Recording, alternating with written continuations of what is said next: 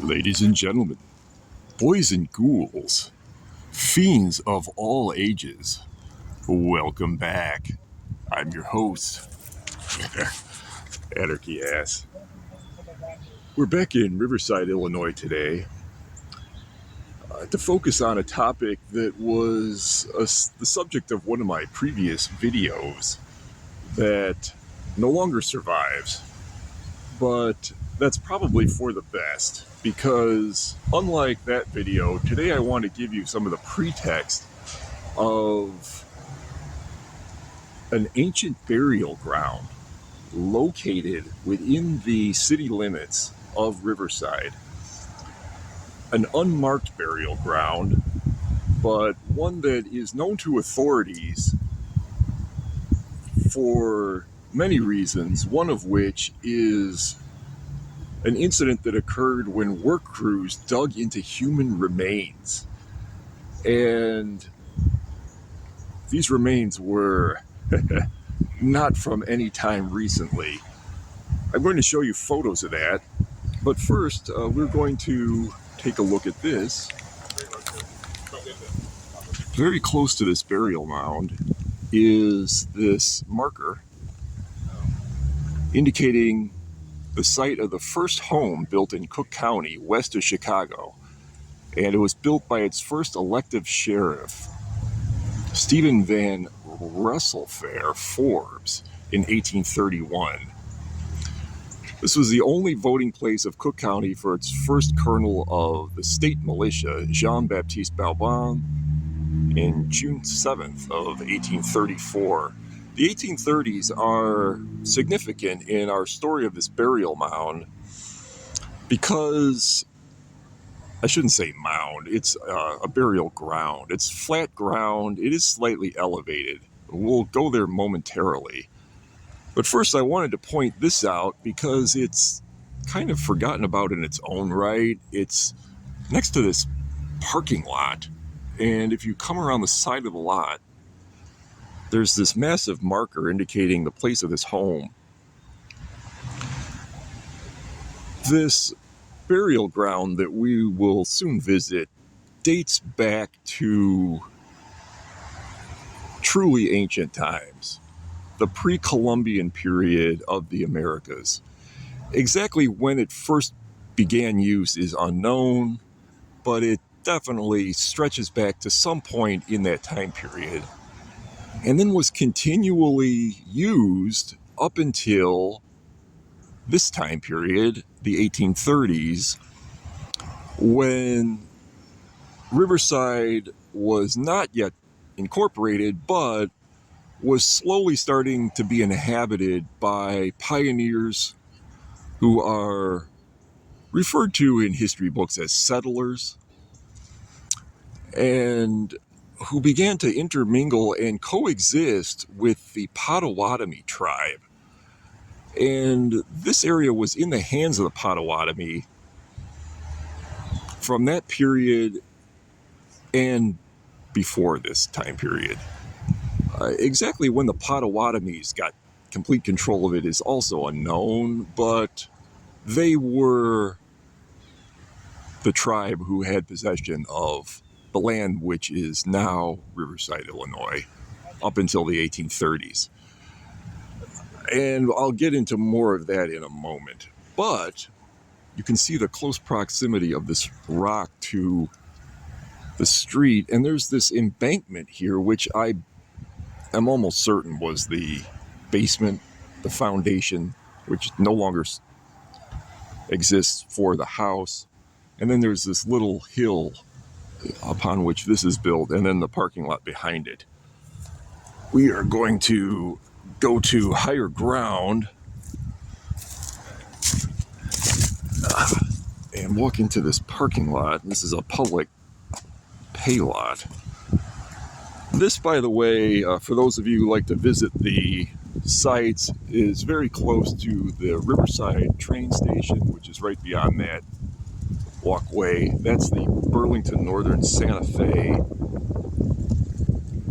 train line leading to Union Station, about 20 minutes from here. But proceeding west, we are going to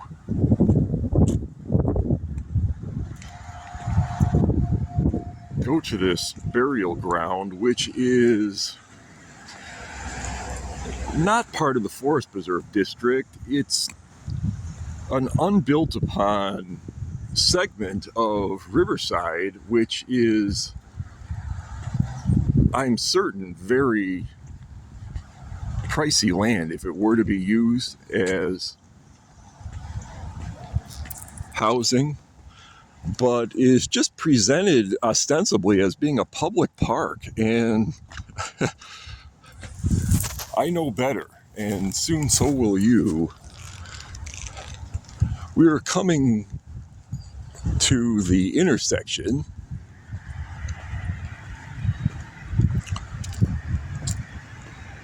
of Berry Point Road and Blooming Bank Road.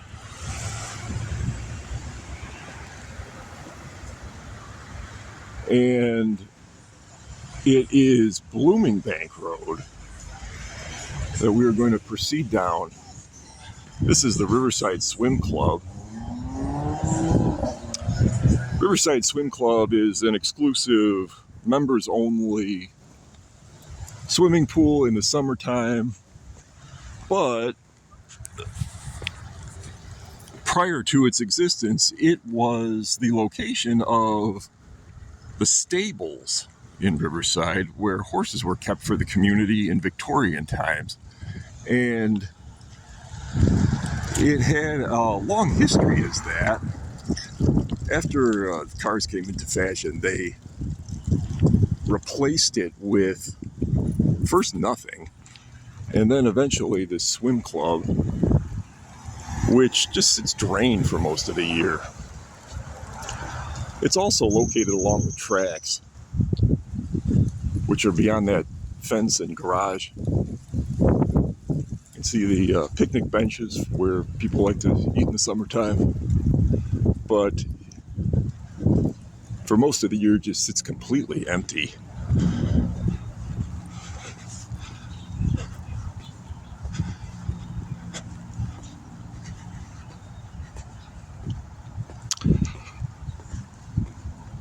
Continuing down the same roadway, you can see how one side of the road is residential. These are residential homes. And the other side is unbuilt upon nothing. And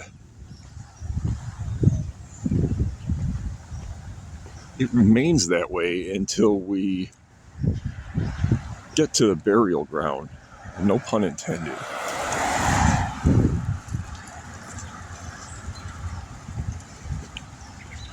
Which is really not far up this road.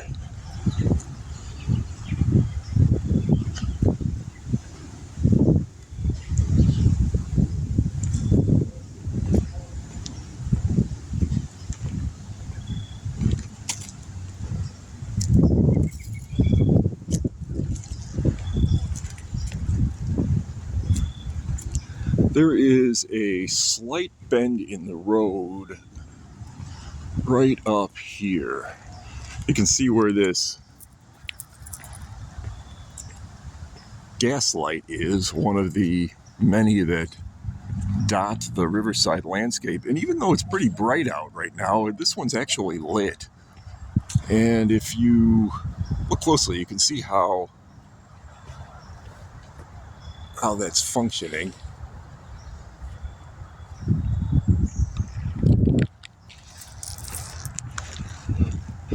But right where the road bends, roughly where this fire hydrant is now,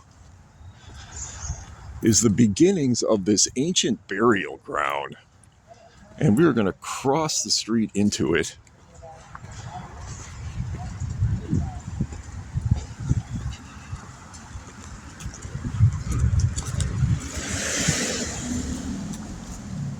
This open clearing is really a cemetery.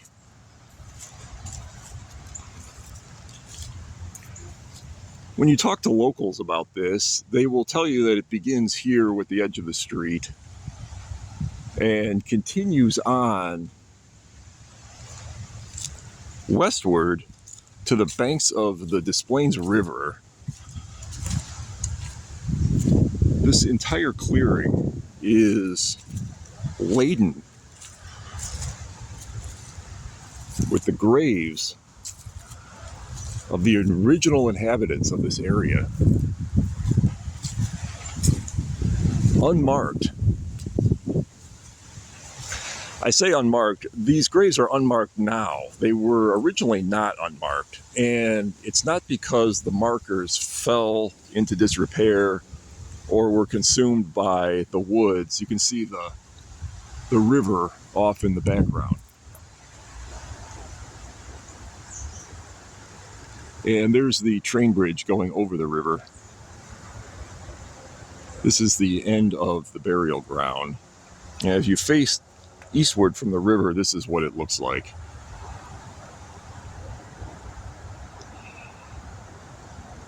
When Riverside was purchased and developed upon by the company employing Frederick Law Olmsted and Calvert Vaux in the 1860s, they cleared the entire area of its trees and forests, and they cleared away the markers of all the graves in this burial ground, some of which were graves of settlers. These were Christian burials. These settlers were being allowed to bury their dead in this area by the Potawatomi, with whom they coexisted peacefully. And coexisted peacefully for many years. This was the early 1800s into the 1830s. And then Riverside did not become a community and an incorporated village until the 1860s, 1869. So for most of the 19th century, settlers and Potawatomi were existing peacefully next to each other, really in the same community as each other, to the point where they were sharing a cemetery. How do I know settlers were buried here? During the accidental exhuming of graves in this area by construction, graves were uncovered that were obviously not Potawatomi. And the corpses that were found were wearing clothes that had discernible buttons that were manufactured in the United States. And it was determined that these were the bodies of settlers whose gravestones were removed by this development company and then turned into a public park. Although some of this was not turned into a public park, some of it was turned into residential homes. And that is what we're going to look at now. If we proceed through this burial ground, which has a very haunting aura to it, I must say, just to stand in this area, especially alone as I am right now, you can just have a feeling of creepiness that comes over you, and also a feeling of peace. The weather today was high winds, and I apologize if the wind interferes with the sound of this video, but it was certainly windier when I was over by the parking lot than it is here, which is very serene. Some sunlight coming in through the trees. And there's just this peaceful feeling that this area is awash in. Getting back to the story, though, if we walk over here, to the purported edge of the burial ground.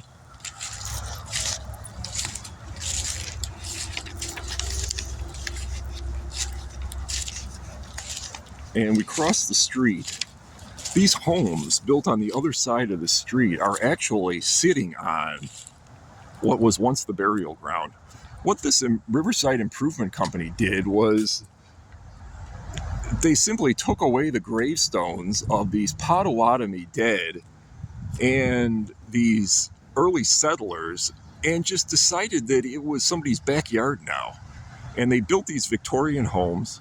These are early Victorian residences, and some are from a later time period. And then just decided that that these are homes. Supposedly in the backyards of some of these homes, these graves still exist in a state of being marked. The gravestones are still there, and the residents are aware of them, and they don't mind. And while this was not uncommon practice in the Victorian era to have graves on private home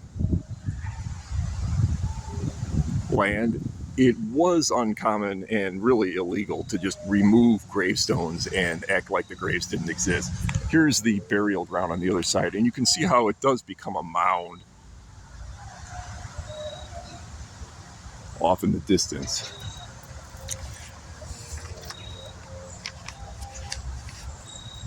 But I want to draw your attention to a specific incident that occurred in the recent past that really made this burial ground known to the community, because residents are not told about this when they move in, which is, in addition to being criminal, really amoral.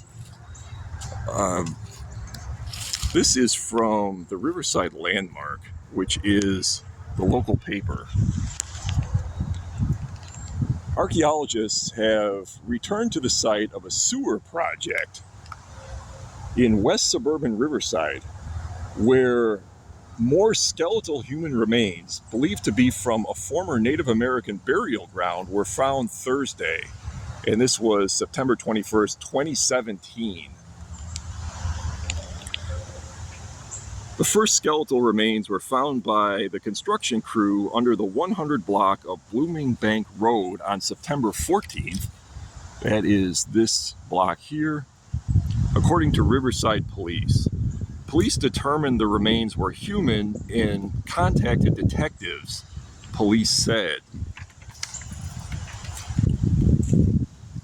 The area is a quote-unquote well-documented Indian burial ground, and skeletal remains have been found in the same general area, unquote. In the past, Police Chief Tom Weitzel said when the first remains were found. He said there was no indication of foul play, but police must conduct the death investigation the same as they would at any other crime scene. So the police at first were treating this as a crime scene. These remains were intact enough to where we're not talking about bone fragments. This was an actual grave, actually multiple graves that were found.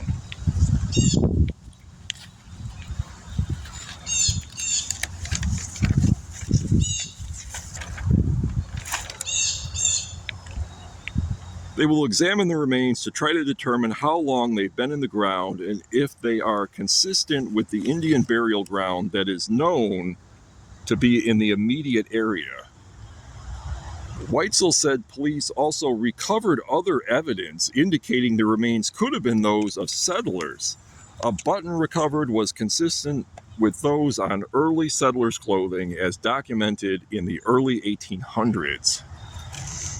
After the archaeologists are finished, the site will be turned back over to the police and the contractors can continue the sewer separation project, police said.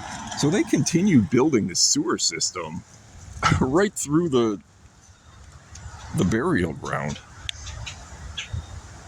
Weitzel advised residents they may see police officers, detectives, and evidence technicians in the area for several weeks if more skeletal remains are recovered. Police must follow the same process to ensure these are not crime scenes, but early settlers or Native American remains, he said. The 100 block of Blooming Bank will remain closed to all traffic until the burial site and skeletal remains are completely excavated and transported to the medical examiner's office, he said. So they actually sent these remains to the medical examiner's office, who determined that they were from an earlier time period and then dismissed it as a crime scene.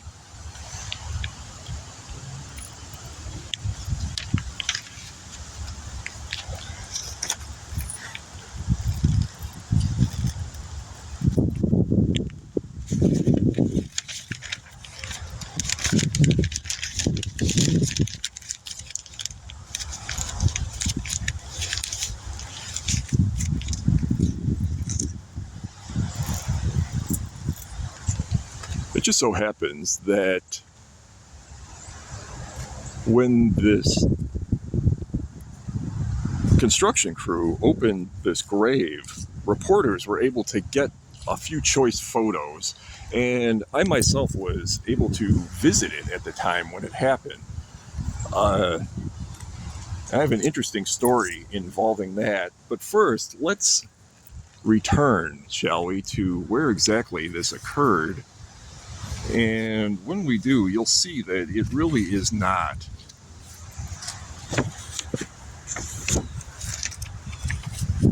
in the burial ground proper. It is in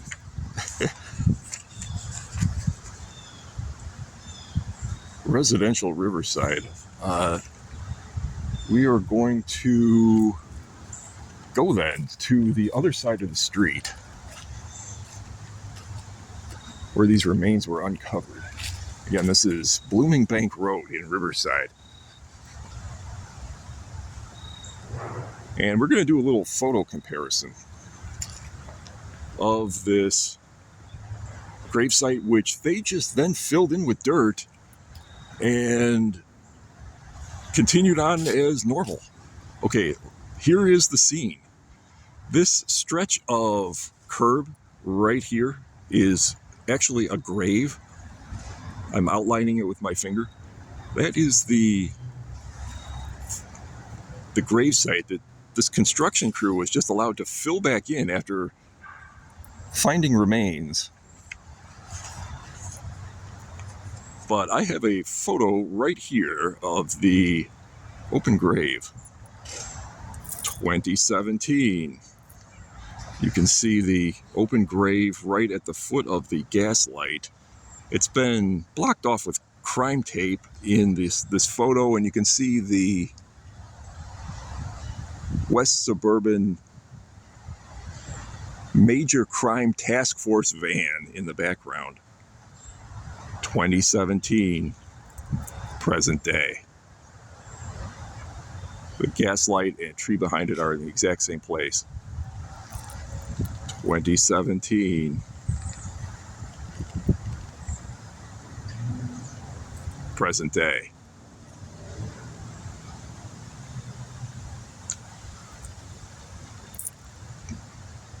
Another travesty, maybe the biggest travesty in this whole story, is how this is covered up literally. They just dumped dirt into it, and what became of the remains is unknown. Were they returned to their final resting place? Were they put in a crime scene evidence bag and put into a warehouse somewhere? Or were they just disposed of? Nobody knows, and nobody seems to care.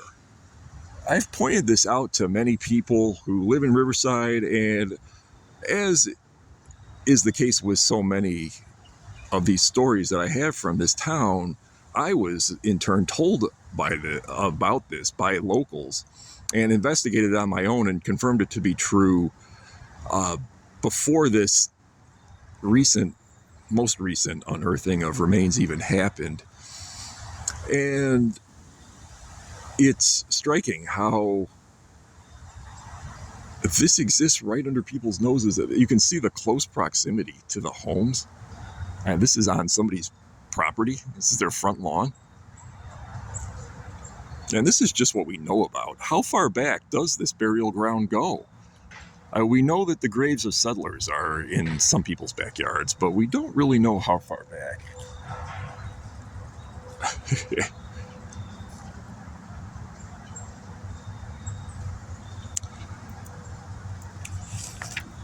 An interesting addendum to this was when it occurred, I came out here and saw the open grave, and this was at night, and thunder and lightning occurred in the sky, but no rain occurred. And then after driving away, the sky cleared, which had a very bizarre David Lynch view. If we get closer, and we are at the foot of what would have been, and actually what still is, the grave that was found. Here is a photo of the open grave. And you can see the red crime scene tape still there. And you can see how far down it goes. Also, 2017, present day. 2017, present day.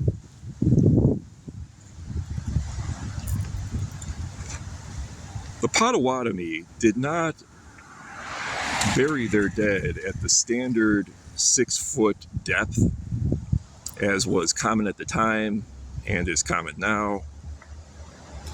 Like many other tribes, they buried their dead in more shallow graves, and the depth varied. There was not a standard depth that they followed. So these graves were not 6 feet under the surface. You can see this one is about 3 feet. And groundwater in this area, it should be mentioned, is much higher due to the fact that there's a close proximity to the Des Plaines River and a close proximity to what was in those days swampland. Much of Riverside is built on drained swamp. So cemeteries were never established in this community after the town was incorporated, but of course were used in ancient times. And here's the customary motorcycle for today's video.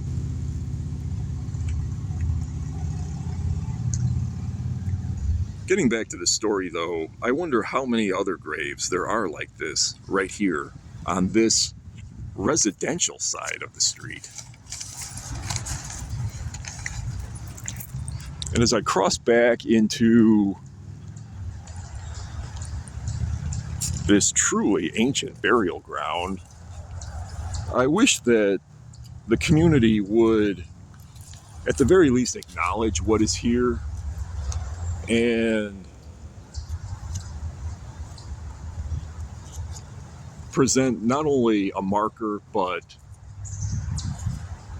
some sort of public display that this is real and is not local lore, it's not a legend. The Potawatomi were forcefully removed from this area not long after. This was never in the hands of the Black Hawk Indians. Some residents think that. The Black Hawk tribe was really part of the Sauk tribe, and they were pursued through here in the Black Hawk War by General Winfield Scott in a separate incident. And while some Black Hawk did die of disease and were buried here, this really was never part of the Sauk community. I hope that shines a little light on the subject. Until next time, I'm Anarchy Ass.